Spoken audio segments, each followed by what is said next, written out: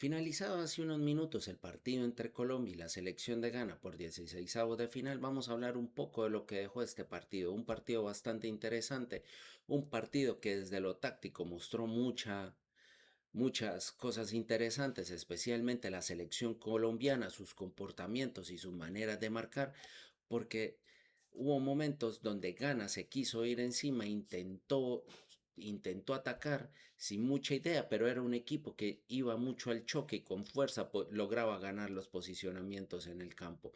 Pero el partido comenzó con el 1-4-3-3 por ambas selecciones.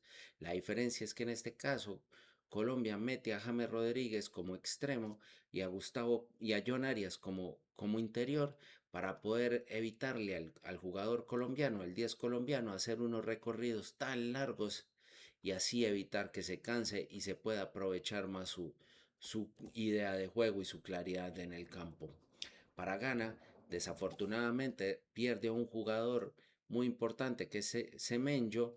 ¿Y qué pasaba con Semenyo? Semenyo era el jugador que normalmente estaba como extremo, pero al meter a Iñaki Williams lo que quería era hacer un poco más de vértigo, un poco más de velocidad, aprovechando la subida de los laterales y los espacios que dejaban muchas veces al tener en un mismo sector a Mojica y a Luis Díaz cuando se iban en ataque.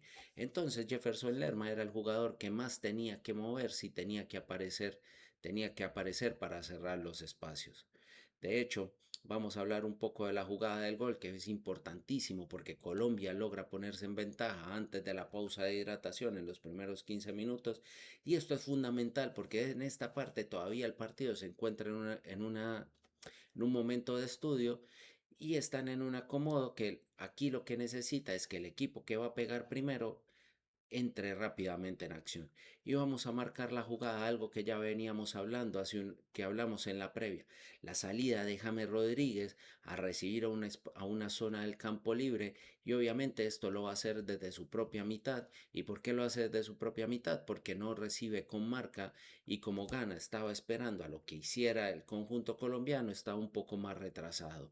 Entonces la jugada del gol es exactamente algo que habíamos marcado en el video de la previa. James viene a la mitad del campo a recibir, se libera una marca, deja un espacio que inteligentemente Gustavo Puerta lo ocupa y Daniel Muñoz, en vez de ir a atacar, se regresa para traer otra marca. Gustavo Puerta automáticamente ocupa ese espacio. Y aquí están los movimientos interesantes que también lo marcamos en la previa. Luis Javier Suárez, que entra por John Córdoba, que se lesiona al inicio del partido, entra a ocupar el espacio que había dejado Puerta, recibe el pase de primera intención de Daniel Muñoz y ya habían cuatro ganeses encima del jugador colombiano y el jugador colombiano se lleva se lleva todo el juego, se lleva el central y aquí ya empezó a desacomodar la defensa de Ghana. Entonces el central tiene que venir a cerrar, el lateral tiene que venir a cerrar y Luis Díaz inteligentemente se mete al centro para ocupar la posición de número 9. Y aquí es donde llega el movimiento interesante. No lo hizo Daniel Muñoz, lo hizo John Arias, que rompiendo desde atrás es el que termina marcando la jugada de gol. Aquí la vemos desde una toma aérea, cómo hace el movimiento. John Arias siempre leyendo, siempre moviéndose e intuyendo en dónde está el espacio y por eso la jugada termina fácilmente diferencia en el juego a él. Entonces, lo que le facilita el poder el poder llegar sin marca y llegar atrás y por eso esta jugada termina siendo gol. Para la segunda mitad, Colombia realiza un cambio y un cambio posicional porque sale James Rodríguez fatigado ya de todo el movimiento, de todo el trabajo que había hecho y mete a Richard Ríos y hace un cambio de posición. Richard Ríos viene a jugar como interior y abre a John Arias a un costado para seguir presionando y evitar tanto la salida del conjunto ganés.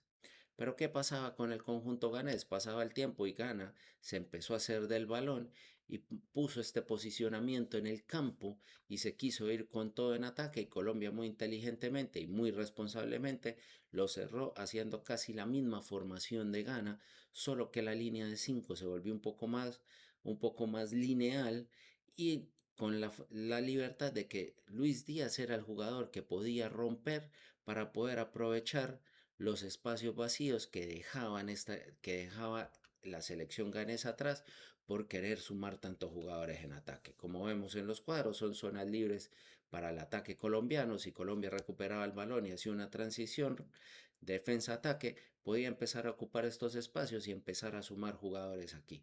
Pareciera, por ejemplo, que Luis Javier Suárez estaba muy marcado, pero Ghana no era un equipo, no era una selección que hiciera una presión muy intensa y siempre dejaban recibir al jugador colombiano y siempre tenía ese segundo para pensar y empezar a distribuir el juego. Eso le costó mucho a Ghana y para Colombia fue buenísimo porque además además de ir ganando el partido, no sufrió el final del tiempo, que es normalmente lo que sucede cuando la distancia es mínima, que que el contrario se te venga, se te meta a tu propio campo y te empiece a pelotear y te empiece a generar muchas opciones de gol, hasta en una que te equivocas y termina marcando. Colombia prácticamente dominó todo este tiempo adicional, los últimos 15 minutos, y esto le favoreció a Colombia para no tener que sufrir el partido y ganar con tranquilidad. La siguiente ronda de octavos de finales contra Suecia y perdón, contra Suiza y vamos a ver qué sucede. Y si te gustó este video, compártelo. Recuerda que está en mi canal de YouTube, que me encuentras como Esteban Parra Londono DT, en mis cuentas de redes sociales de ex, Instagram, Facebook y TikTok, que estoy como Esteban Parra LDT, o si prefieres llevarlo como podcast en Spotify, estoy como Esteban Parra LDT y nos vemos en una siguiente ocasión. Hasta pronto.